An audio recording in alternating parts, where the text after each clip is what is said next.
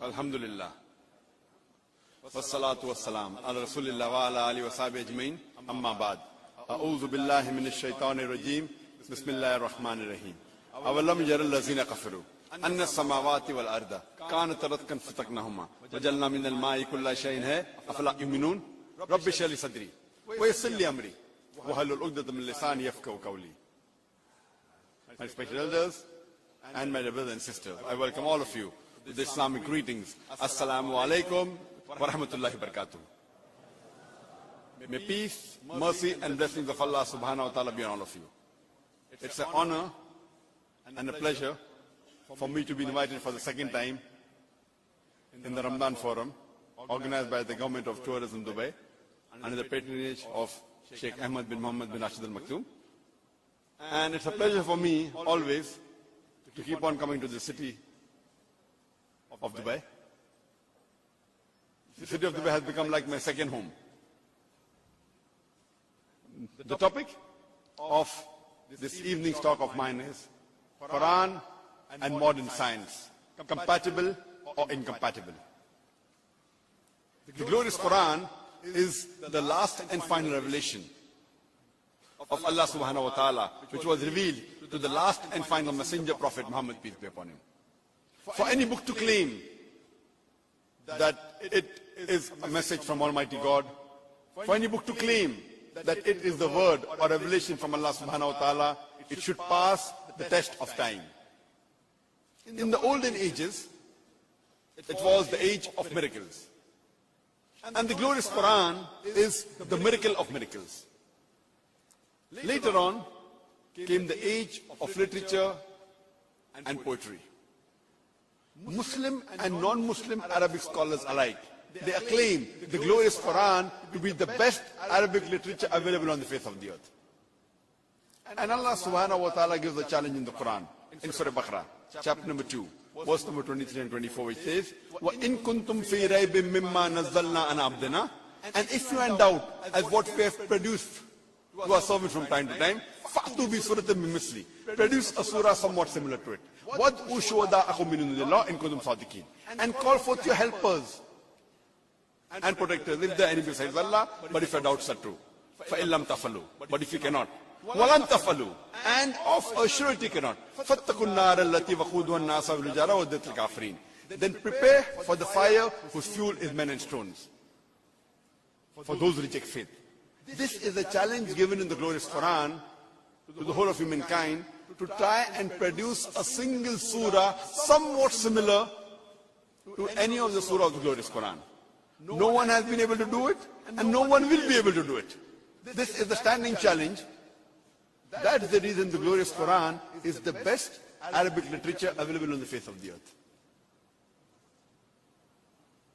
But today, if a religious book in a very poetic fashion says that the world is flat, will a modern man believe in it? And the answer is no.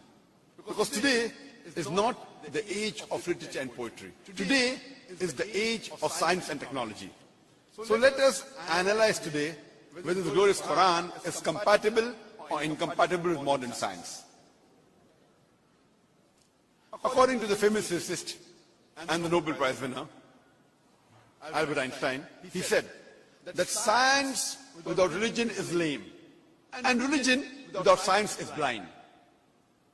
Let me repeat the statement of Albert Einstein, the famous physicist and Nobel Prize winner. He said that science without religion is lame, and religion without science is blind.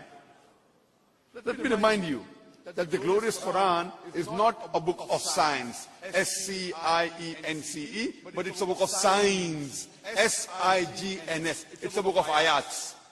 And there are more than 6,000 ayats, more than 6,000 signs in the glorious Quran, out of which more than 1,000 speak about science. As far as my talk today is concerned, I will only be speaking about scientific facts which have been established.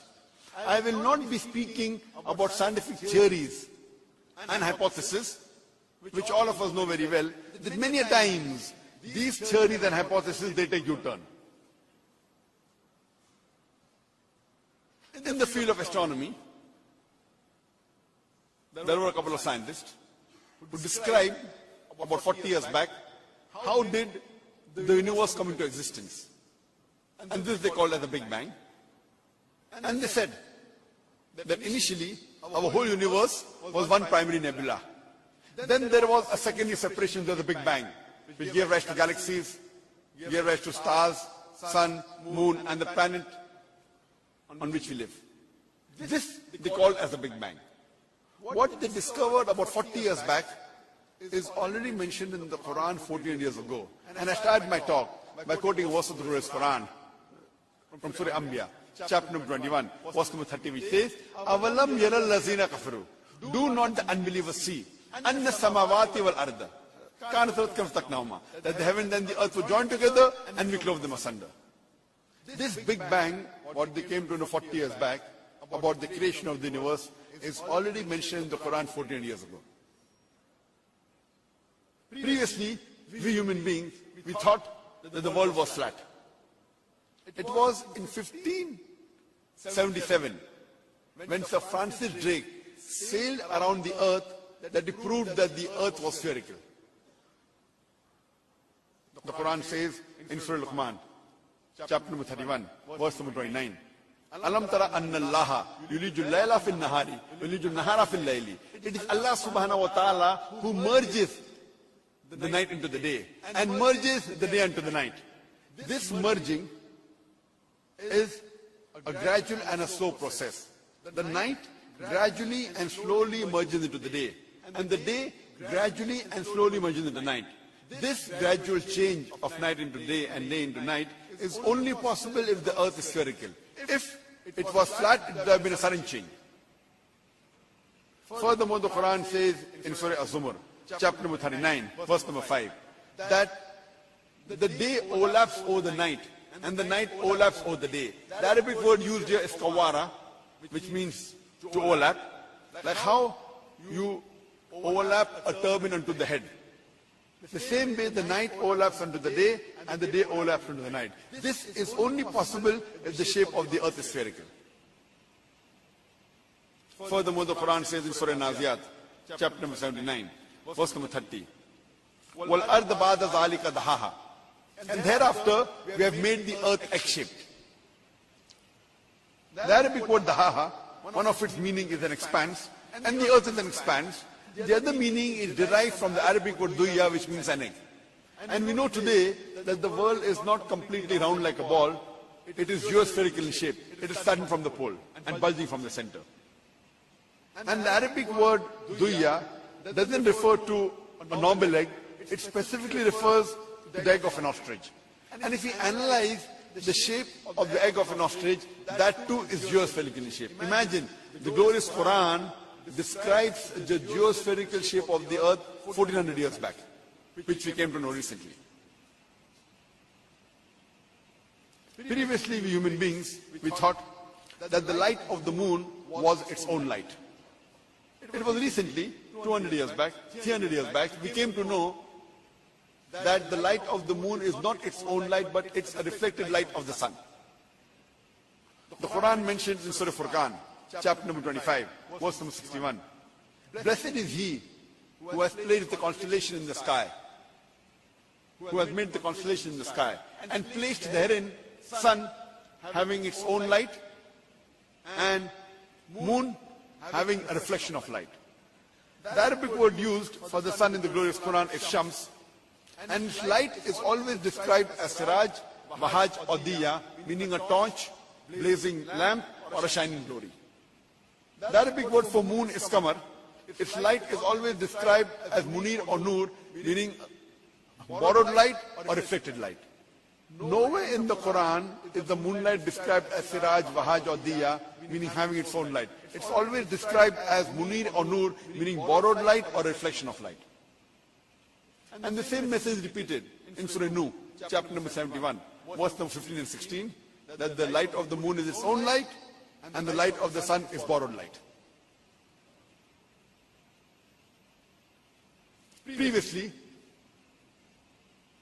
since the time of Ptolemy, in 2nd century BC, the scientists, they believe in a theory known as geocentrism. And they thought that the earth was the center of the universe and all the other planets and the sun, they revolve around the earth. It was in 17th century, in 1622, that Copernicus, he said that it is not the earth which is the center of the universe, it is the sun which is center of the solar system. And it is not the sun which revolves around the earth, it is the earth and the other planets which revolve around the sun. And later on in 1609, Johannes Kepler wrote in his book called Astronova Nova that not only do the planets revolve around the sun, but they also rotate about their own axis. And when I was in school, I had learned the same thing. But I had learned that the sun did not rotate about its own axis. The solar system revolved, but the sun did not rotate about its own axis, like the planets and the moon. But there's a verse in the Quran which I read when I was in school, in Surah Anbiya, chapter number 21, verse number 33, which says, هُوَ الَّذِي خَلَقَ اللَّيْلَ وَالنَّهَارَ. It's Allah who has created the night and the day. وَالشَّمْسَ وَالْقَمَرَ, the sun and the moon. كُلٌّ فِي فَلْكِ يَسْبَحُونَ, each one traveling in orbit with its own motion. So the Quran says that the sun and the moon, besides revolving, it also rotates about its own axis.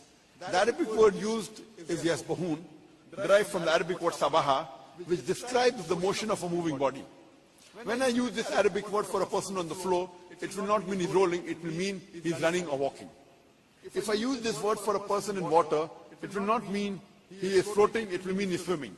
Similarly, when the Quran uses this word, yasbahun, for a celestial body, it doesn't mean it's flying, it means it's rotating about its own axis. So the Quran says, besides the moon, even the sun revolves as well as rotates about their own axis. And today, with the help of an equipment, we can have the image of the sun on a tabletop, and we see that the sun has got black spots. And these black spots take about 25 days to complete one rotation, indicating that the sun takes 25 days to complete one rotation. And now, this fact has been incorporated in all the books of the school, all the science textbooks. Imagine, in 1982, when I passed my 10th standard, I had learned that the sun did not rotate about its own axis, and Quran mentions 1400 years back that the sun rotates, and now this fact is mentioned in all the textbooks of the school. The Quran says in Surah Anbiya, chapter number 21, verse number 32, that we have made the sky as a protected ceiling. Today science tells us that the atmosphere that is there above the earth, it acts like a protected ceiling, and it prevents the harmful rays and radiation like X-rays and ultraviolet rays from entering the earth, without which life to exist on the earth would have been difficult. So Quran says we have made the sky as a protected ceiling. The Quran says in Surah Yasin, chapter number 36, verse number 34, وَالشَّمْسَ تَجْرِي لِاسْتَقَرٍّ لَهَا, وَالشَّمْسِ تَجْرِي لِاسْتَقَرٍّ لَهَا, that the sun is running its course to a place determined, for a period determined. The Arabic word used is mustaqar, meaning to a place determined, for a period determined. And today science tells us that the sunlight we have is due to a chemical reaction which is taking place since billions of years. And one day, this chemical reaction will cease, and the sun will cease to exist, and so will life on the face of the earth. The scientists say that will take another billion years more. And today the science also tells us that the sun, along with the solar system, is going towards a point in the universe known as Alpha Lyra, point in the Hercules, at a speed of 12 miles per second. So the translation of the Arabic word mustaqar, for a period determined, to a place determined. It's going to a place determined, and it's also running for a period. So both these meanings are applicable, what science has discovered today. When I was in school, I had learned that there are three states of matter: solid, liquid and gas. And had learned that time that the space outside the organized astronomical places, it was vacuum. Outside the organized astronomical, the space was called a vacuum. Today, after science has developed and advanced, we have come to know that there are interstellar matter that is present in between the organized astronomical systems. And this today science calls as plasma, and which today science calls it as the fourth state of matter. And Quran says in Surah Furqan, chapter number 25, verse number 59, it is Allah subhanahu wa ta'ala who has created the heaven and the earth and everything in between. The Quran says Allah has created even things in between the heavens and the earth, which science previously considered as vacuum. But Quran says He has created things in between also, and today science has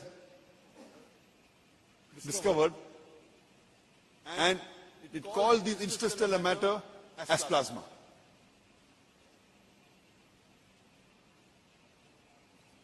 It was in the 20th century that Edwin Hubble, he discovered that the universe is expanding. It's receding. And the universe is keeping on enlarging and expanding. And Quran says in Surah Dariyat, chapter number 51, verse number 47, that we have created the vastness of space. The Arabic word is mu'suna, meaning the expanding, meaning the vast universe. So Quran says that the universe is expanding, which we came to know just recently. There may be many skeptics who will say it's nothing great that the Quran speaks about astronomy, because the Arabs were advanced in the field of astronomy. I do agree with them that the Arabs were advanced in the field of astronomy, but I have to remind them, it was centuries after the Quran was revealed that the Arabs became advanced in the field of astronomy. So it's from the Quran that the Arabs learn about astronomy and not the vice versa.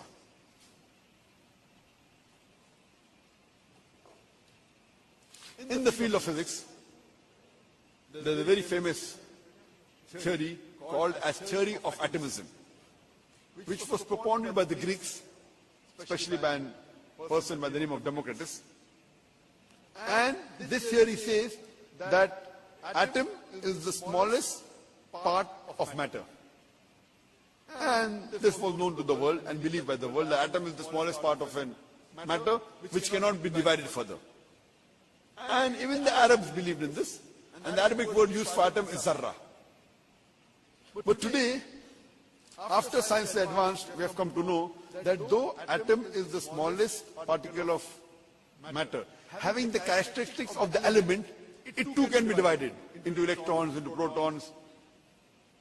The Quran speaks about zarra, about the atom, and it says it is a smallest part. So people may think that the Quran is outdated after science advanced. In fact, if you read the Quran, it's mentioned in Surah Sabah, chapter number 34, verse number 3, that when they ask, that when will the hour come? Tell them, it will surely come with the permission of thy Lord, who has in his knowledge the smallest detail of an atom, and in whose record is propitious things smaller and greater than the atom.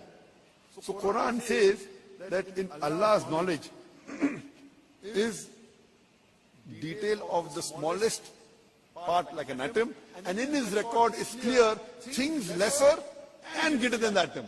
So Quran says there are things which are lesser and greater than the atom, which we came to know recently. And the same message repeated in Surah Yunus, chapter number 10, verse number 61, that in Allah's record is propitious, clear, things smaller and greater than the atom.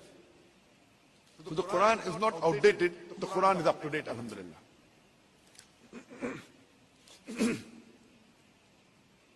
In the field of hydrology,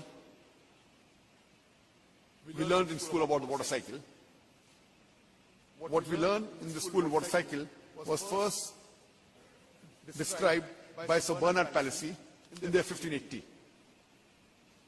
And what we learned in school, that the water evaporates from the ocean, it rises, it forms into clouds, it moves into the interior, it falls down as rain, and then it forms lakes, and streams which flow back into the ocean, and water cycle is complete. Previously, we did not know about the water cycle. It was only described the first time in 1580. Previously, in 7th century, Tales of Meletus, he said that it is the spray of the ocean which is picked up by the winds which fall into the interior as rainwater. We did not know from where did the underground water come. People thought it was the pressure of the winds that was put on the ocean which forced the water into the interior. And people thought there was a secret passage which flowed back into the ocean. At the time of Plato, it was called as Tartarus. This was believed till as late as 17th century, even by scientists like Descartes. And Aristotle, his theory was that the mountain caverns, it stored water which fed to springs. Today we come to know that the underground water is due to the seepage of the rainwater in cracks in the ground, which we came to know recently. Quran mentions in Surah Furqan, and Quran also mentions in Surah Az-Zumur, chapter number 39, verse number 21, that seest thou not, it is Allah subhanahu wa ta'ala who sends down water from the sky and leads it in cracks in ground and causes sown field of varying colors to grow. The Quran says that the underground water is due to the seepage of the rainwater in cracks, which we came to know recently.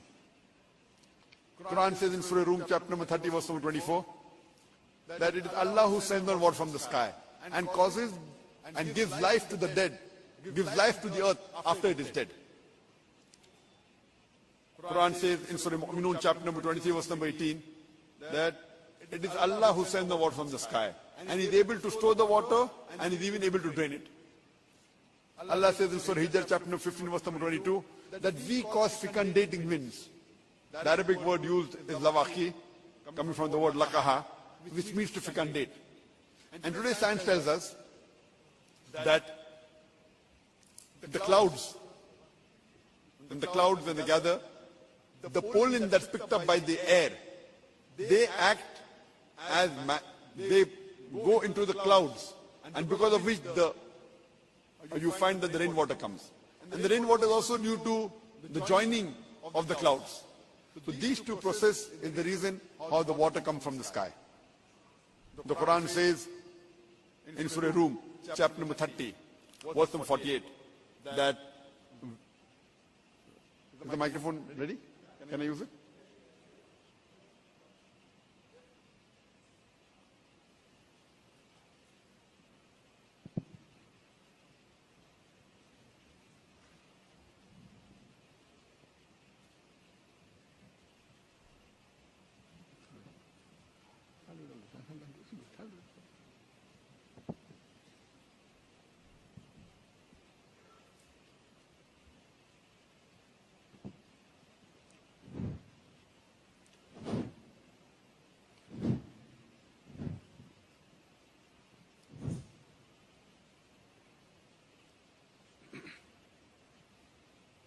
The Quran says in Surah Rum, can you increase the volume of it? The Quran says in Surah Rum, chapter number 30, verse number 48, that the clouds join together, they move into the interior, they fall down as rain, and the water cycle is replenished. The Quran speaks about, I think I'll just change my position there, it'll be better.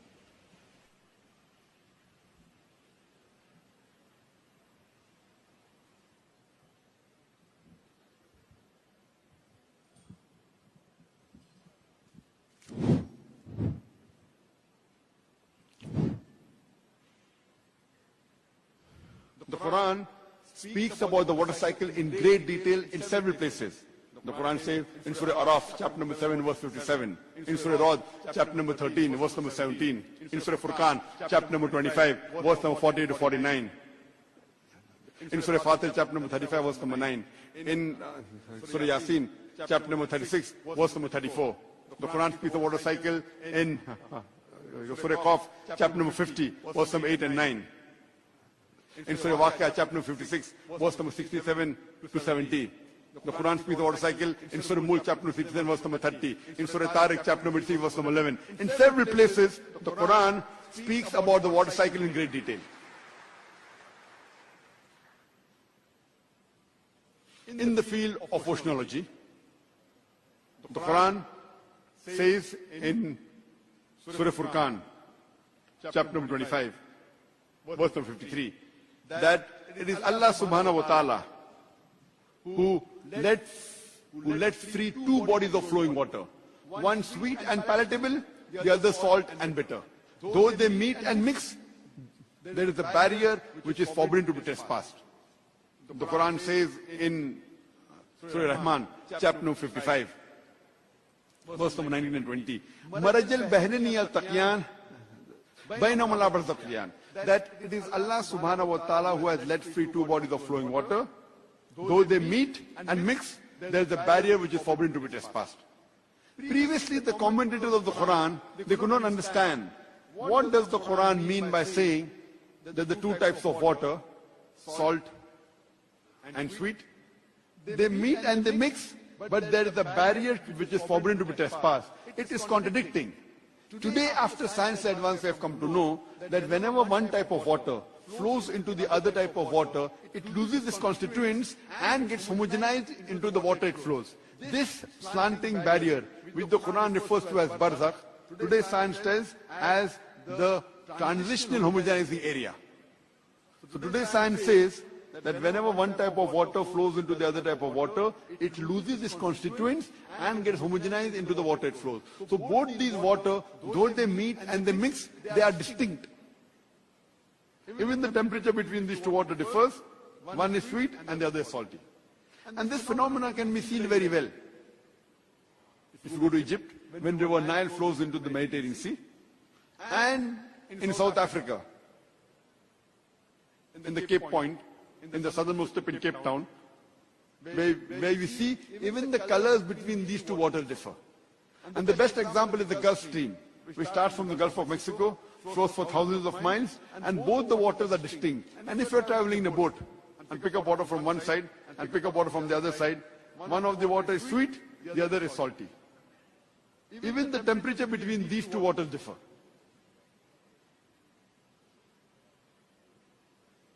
In the field of hydrology, the Quran says in Surah Nur, chapter number 24, verse number 40, that the unbeliever's state is like the depths of the darkness in a dark sea. The state of the unbeliever's mind is like the depths of darkness in a vast deep ocean. Waves topped with waves, topped with dark clouds. When a man stretches his hand, he can hardly see it. For to whom Allah gives no light reaches him. This verse of the Quran of Surah Nur, chapter number 24, verse number 40, was shown to Prophet Durga Rao. And he was asked to give his comments. And he was shocked. He said, how could this verse, which was revealed 1400 years ago, could mention such scientific facts which you came to recently? Previously, we human beings, we did not know that the depths of the ocean were dark. Because a human being cannot go unaided underwater more than 20 to 30 meters. And even with aid, it cannot go more than 200 meters, a human being. Only in 1900, when submarines were created and discovered, when they went underwater, they came to know that the depth of the ocean was dark. And even the fish, for them to see, they carry their own light. And how is this darkness? Prophet Durga Rao says, this darkness is for two main reasons. The first is, whenever light enters into the water, there is refraction of light. And the light rays are absorbed in layers. And we learned in school that the light contains of 7 colors. That is vibgyor, violet, indigo, blue, green, yellow, orange and red.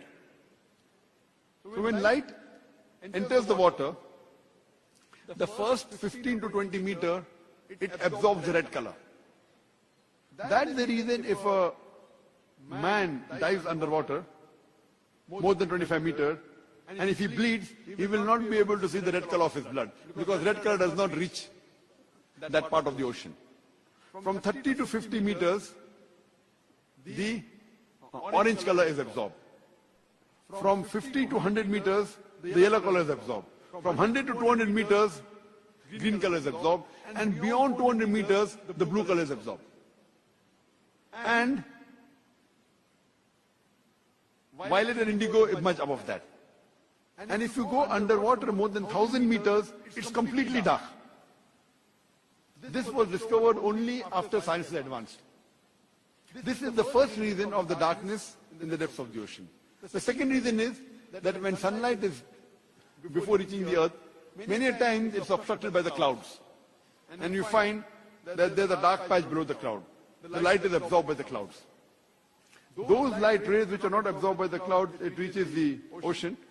And many a times by the superficial waves on the top, it is reflected. The light is reflected and you see a shiny color on the ocean. The light is reflected. That light which is not reflected, it enters the ocean and is absorbed in layers. So these are the major reasons. But the Quranic verse says that the state of the mind of an unbeliever is like the depths of ocean. Waves topped with waves, topped with dark clouds.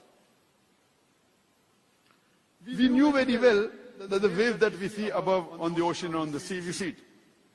But science recently discovered that besides the waves on top, there are even internal waves. This internal waves, it separates the ocean into two parts, the superficial part and the deep part. The superficial part is warm and lit up, and the deep part is dark and it is cold. So the Quran says, wave topped with waves, topped with dark clouds. And if a man stretches his hand, he cannot see it. For whom Allah gives no light reaches.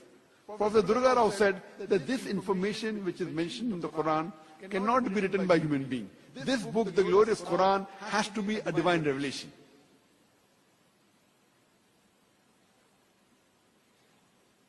In the field of geology, scientists they tell us that the radius of the earth is approximately 3,750 miles.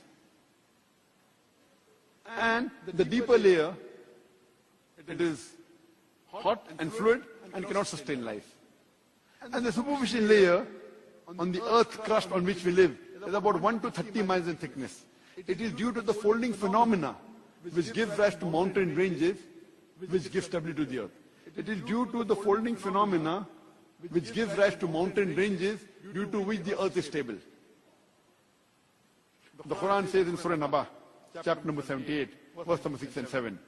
It says that we have made the earth as an expanse. Wal jibala autada, and the mountains as stakes. The Arabic word used for mountains is autad, meaning stakes, meaning tent pegs.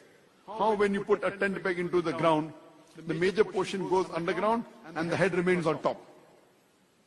Similarly, the Quran describes the mountains as stakes, as tent pegs. The mountain that we see above the superficial part of the earth is a very small portion.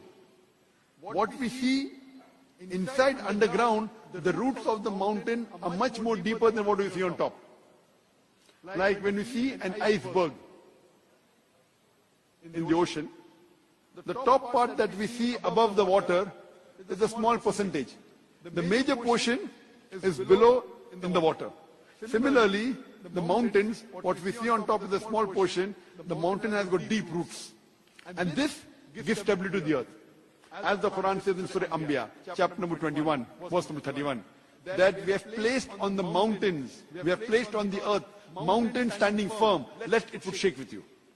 So Quran describes the function of the mountain as to prevent the earth from shaking. One of the most famous books in the subject of geology is The Earth. And this book is referred by most of the universities in the subject of geology. And one of its authors, his name is Frank Press, Dr. Frank Press, who was the president of the Academy of Sciences of USA previously. He was also the science advisor to the ex-president of USA, Jimmy Carter. He draws in this book the earth, the mountains, and he shows that the mountains have got deep roots like wedges. And he writes in this book that the function of the mountain is to prevent the earth from shaking. Exactly what the Quran says 1400 years ago.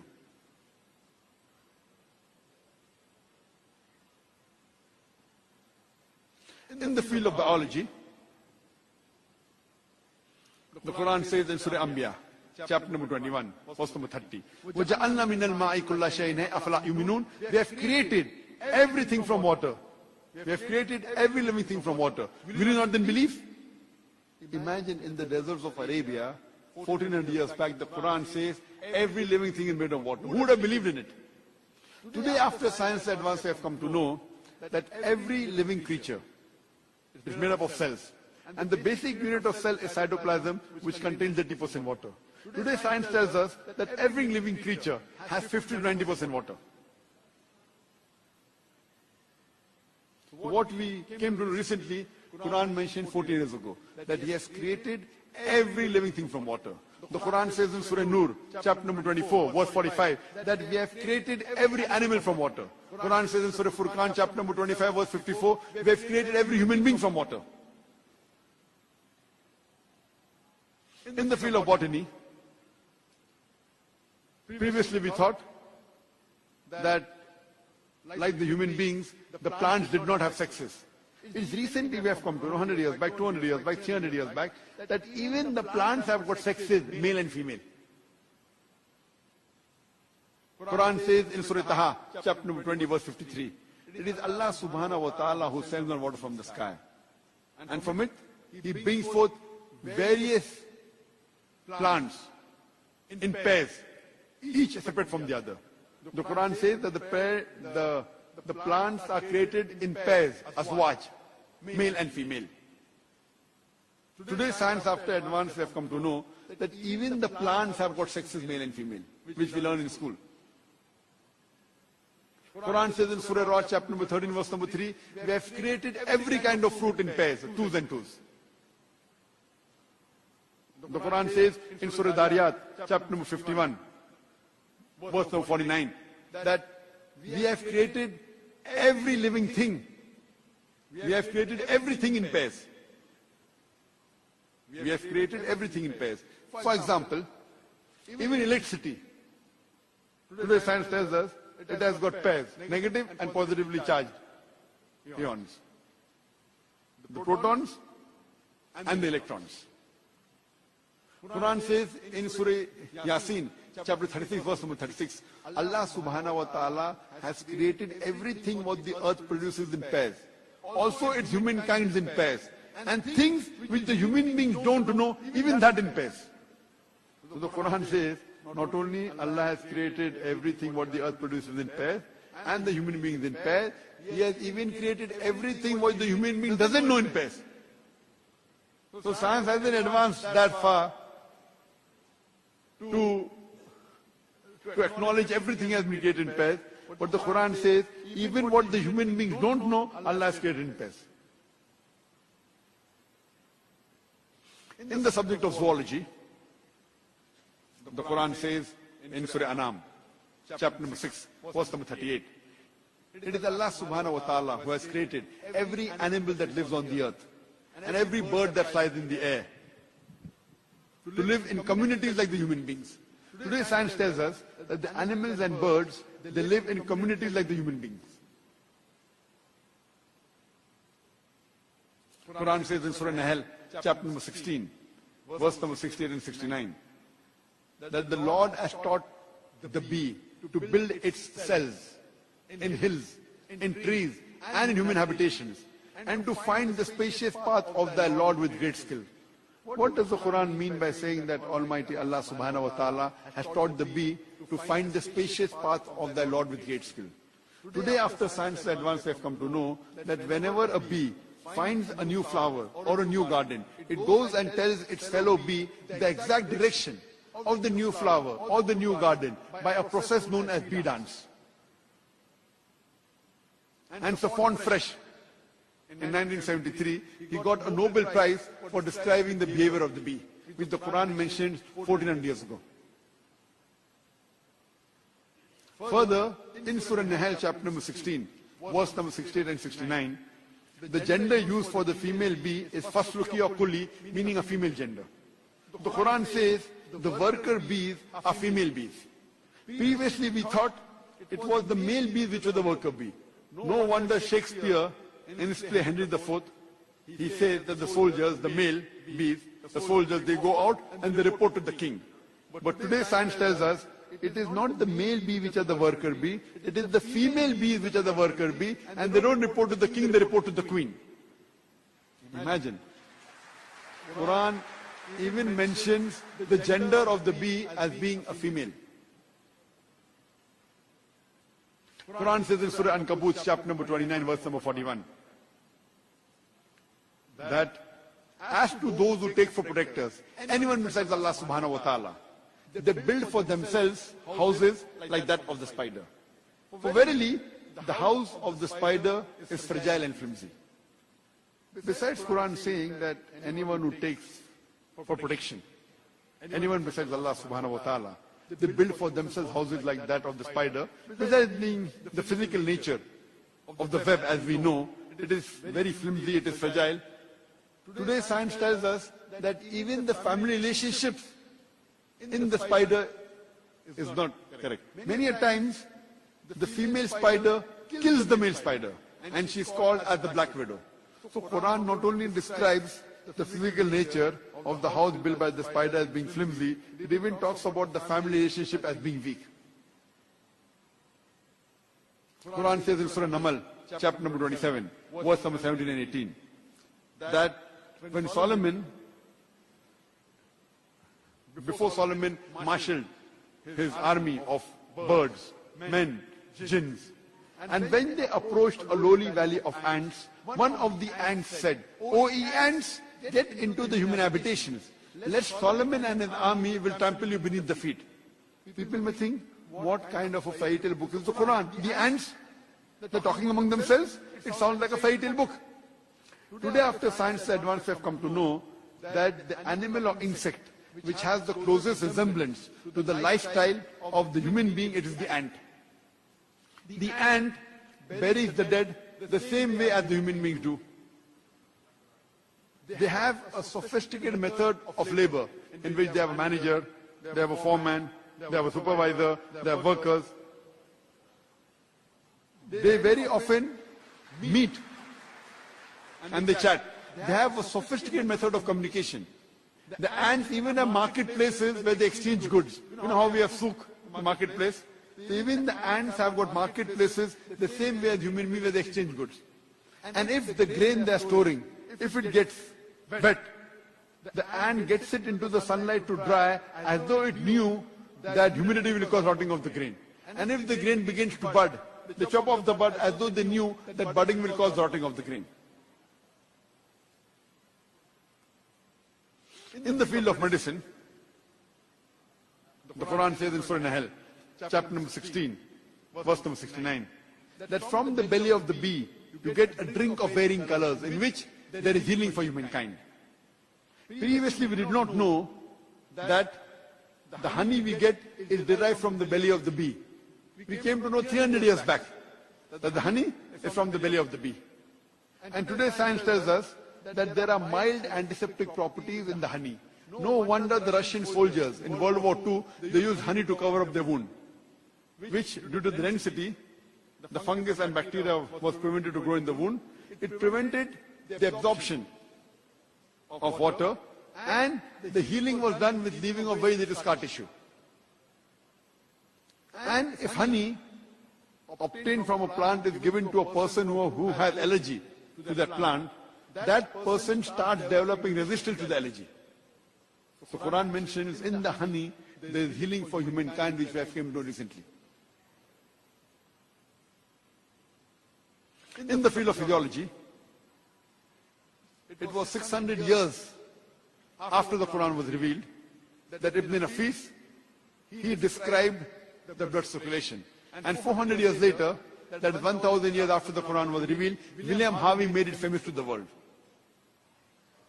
In school, we learn about William Harvey he described the blood circulation. We hardly hear about Ibn Nafis. It was Ibn Nafis, 400 years before William Harvey, who discovered and described the blood circulation. William Harvey made it famous to the Western world.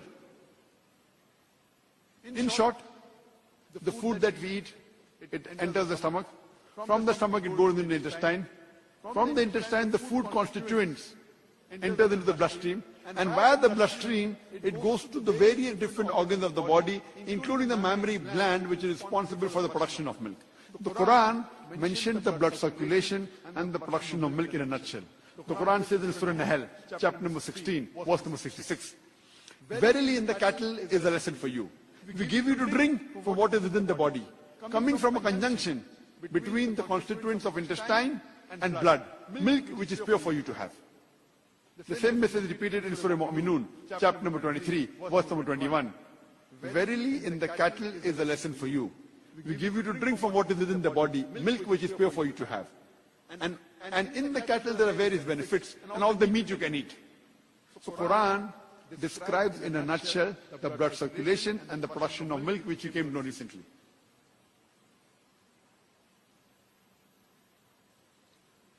In the subject of embryology,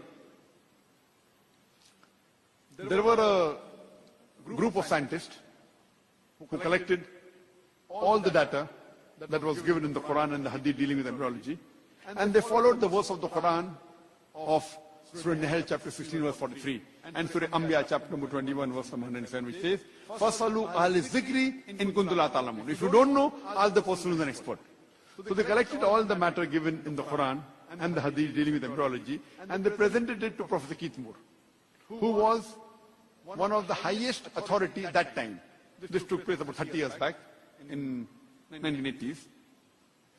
And they presented Professor Keith Moore, who at that time was the highest authority in the subject of embryology. Embryology is the study of the development of the human being in the womb of the mother. Professor Keith Moore was the head of the Department of Anatomy in the University of Toronto in Canada. When he read all the translation of the Quranic verses and the Hadith dealing with embryology, he said that most of the things mentioned in the Quran are 100% matching with modern discovery in embryology. But there are some things which I cannot say is right. Neither can I say it is wrong because I myself don't know about it. And two such verses of the Quran were the first two verses of the Quran to be revealed of Surah Iqra, chapter number 96, or Surah Alaq, chapter 96, verse number 1 and 2, which says, "Iqra bismi rabbika allazi khalaq, khalaqal insana min alaq." Read, recite, or proclaim in the name of the Lord who has created, who created the human being from something which clings a leech-like substance. So Professor Keith Moore said, "I do not know whether a human being in the initial stages looks like a leech or not." So he went in his laboratory, and under a very powerful microscope, he observed the early stages of the embryo, and he was astonished at the striking resemblance. He took a photograph of a leech and observed the early stage of an embryo and was astonished at the striking resemblance. And he said, there were about 80 questions asked to him. He said that if you would have asked me these questions 30 years before, that is about 65 years back, I would not be able to answer more than 50% because embryology is a branch of medicine which has developed recently. And he said that the new thing that he learned from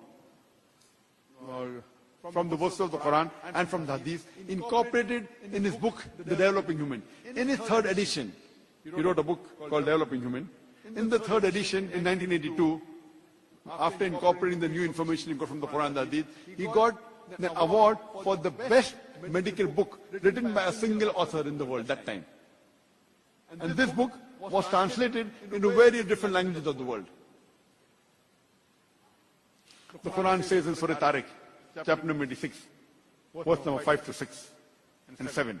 Quran says, "Does not man think from what is created?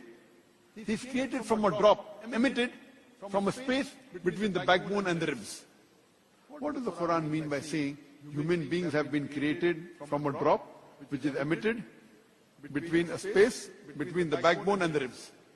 Today, after science advance, have come to know that the genital organs in the adults, in the male and the female, they originate from a space between the backbone and the 11th and 12th rib. Exactly the same space where the kidney is present. And in the male, the genital organs, they descend before the human being is born. In the male, it descends down, and through the inguinal canal, it goes into the testicles. Inguinal canal, through the scrotum, it goes into the scrotum. The testicles descend down. And in the female, the ovaries descend to the true pelvis. But even after these organs have been descended, yet they receive the blood supply from the same space, through the abdominal aorta, that is the backbone and the ribs. Even the nerve supply comes from the same space. Even the lymphatic drainage and the venous return goes to the same space where the kidney is present, between the backbone and 11th and 12th rib. So that's what the Quran says. The human beings have been created from a drop emitted from a space between the backbone and the ribs. The Quran says in Surah Mu'minun, chapter number 23, verse number 12, and Surah Hajj, chapter number 22, verse number 5, that we have created the human being from a nutfa. A nutfa in Arabic means a minute quantity of liquid, a very small trickle. Today science tells us that amongst, in a normal emission, there are 3 million sperms that are emitted in one emission. Only one is sufficient to fertilize the ova. One. This the Quran refers to as nutfa, a minute quantity of liquid. The Quran also says in Surah Sajda, chapter number 32, verse number 8, we have created the human being from a sulala. Sulala means the best part of the whole.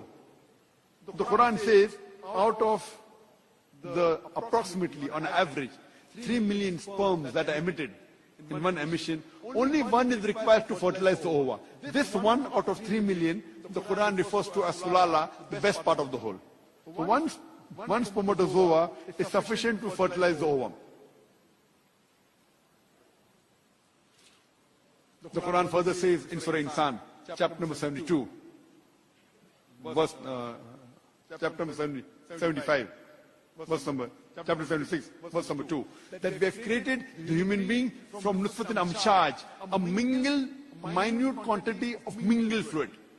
Nutfatin amshaj, a minute quantity of mingled fluid.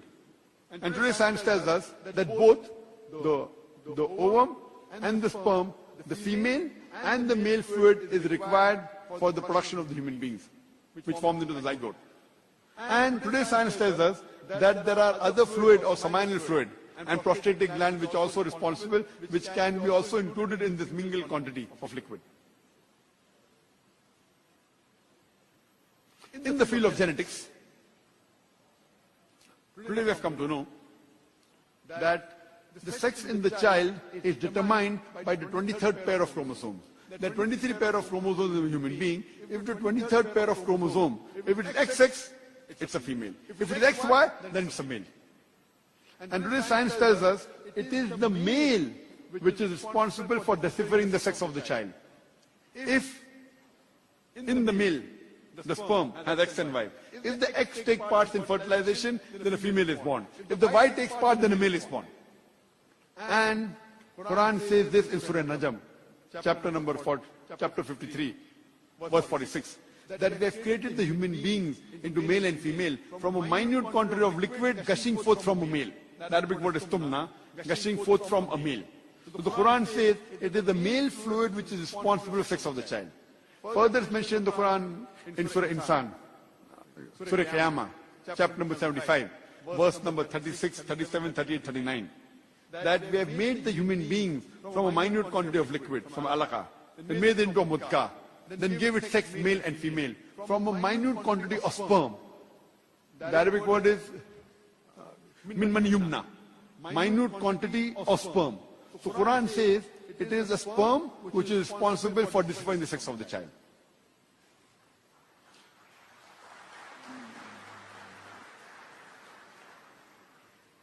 In the country where I come from, India, people normally prefer having daughters rather than sons, for reasons best known to them. And if suppose a lady gives birth to a daughter, very often the mother-in-law will blame the daughter-in-law. Why did you give birth to a daughter? Whether it's male or a female, it's the hands of Allah subhanahu wa ta'ala. But according to the Quran and according to science, it says it is the male fluid, it is the male which is responsible for different sex of the child. So if the mother-in-law has to blame anyone, she should blame the son, not the daughter-in-law.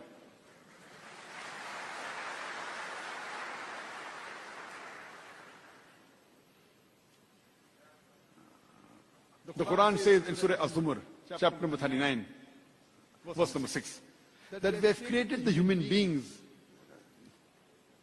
in stages, in the womb of the mother, in 3 ways of darkness.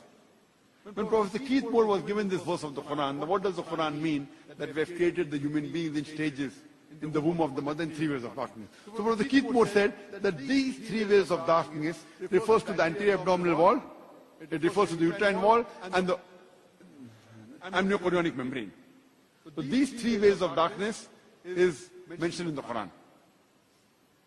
Furthermore, the Quran describes the various embryological stages in great detail. In Surah Mu'minun, chapter number 23, verse number 12 to 14. The Quran says, we have created the human being from a minute quantity of clay. And we placed him in a minute quantity of liquid, nutfa. We placed this nutfa into a qarar makin, a place of security. Then we made the nutfa into alaka, a leech-like substance. Then we made the nutfa into mudga, a chewed-like lump. Then we made the mudga into izama, that is bone. Then we clothed the bones with flesh, lahem. All it refers to the uterine wall and the amniochorionic membrane. So these 3 ways of darkness is mentioned in the Quran. Furthermore, the Quran describes the various embryological stages in great detail. In Surah Mu'minun, chapter number 23, verse number 12 to 14. The Quran says, we have created the human being from a minute quantity of clay. And we placed him in a minute quantity of liquid, nutfa.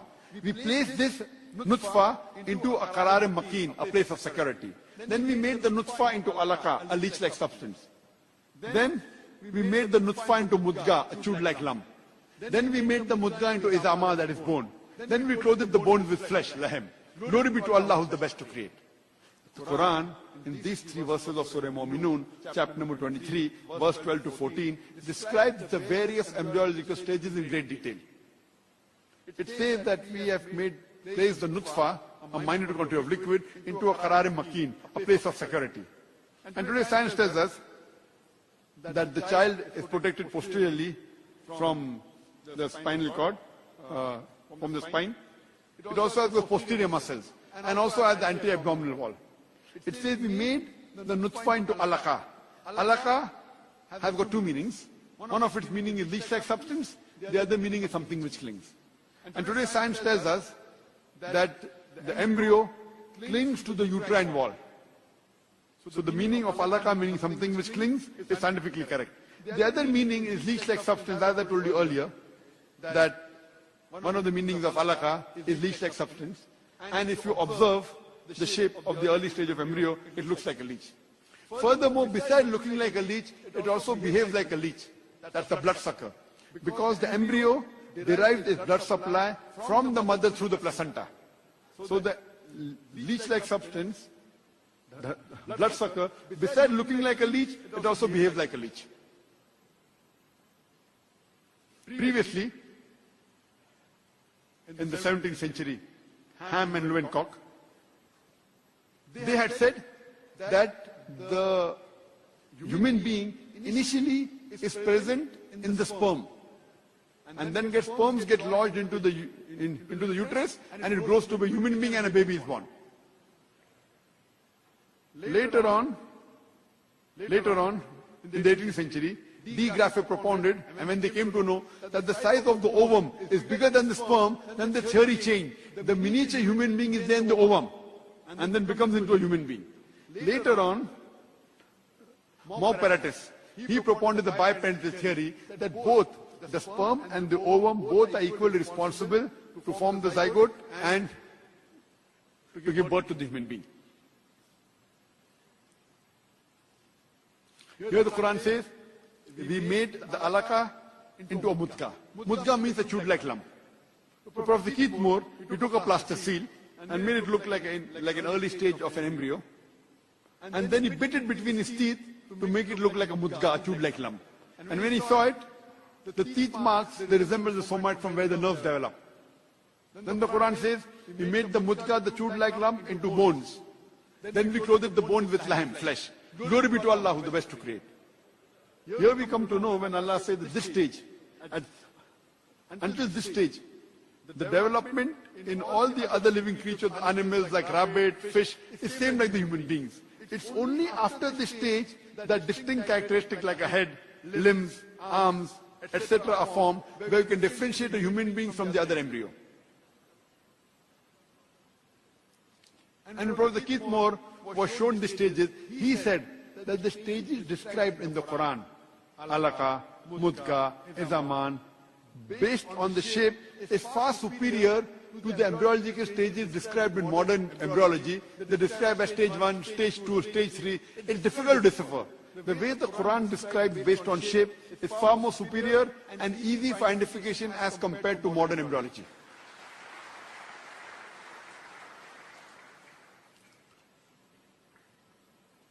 The Quran says in Surah Insan, chapter number 76, verse number 2, that we have given the human beings the gift of hearing and sight. The Quran says, first comes hearing, then comes sight. Today, after science advance, we have come to know that the embryo, when it's there in the womb of the mother, the first sense to develop is the sense of hearing.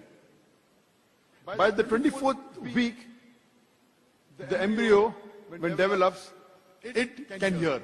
The human baby can hear at the time of 24 weeks. And at the age of 28 weeks, then the baby can start seeing. So the Quran rightly says first is hearing, then is sight. And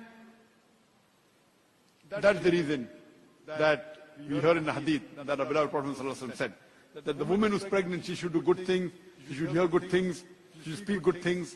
And there was a research that was done that there were 10 newborn babies that were taken, and one newborn baby was that of a typist. I'm talking about olden days when that manual typewriter you had.